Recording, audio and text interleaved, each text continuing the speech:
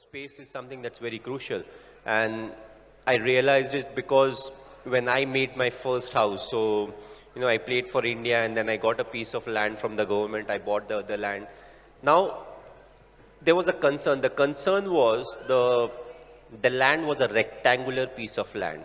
Usually you'll ask all the architects and everything, they love square piece of land because then you can manage, you can have a good size house and you can have a good size garden.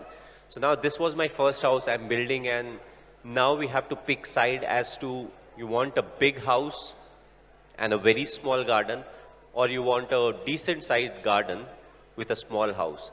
So now coming from a middle class background and talking to my parents, they were like, this is your first house.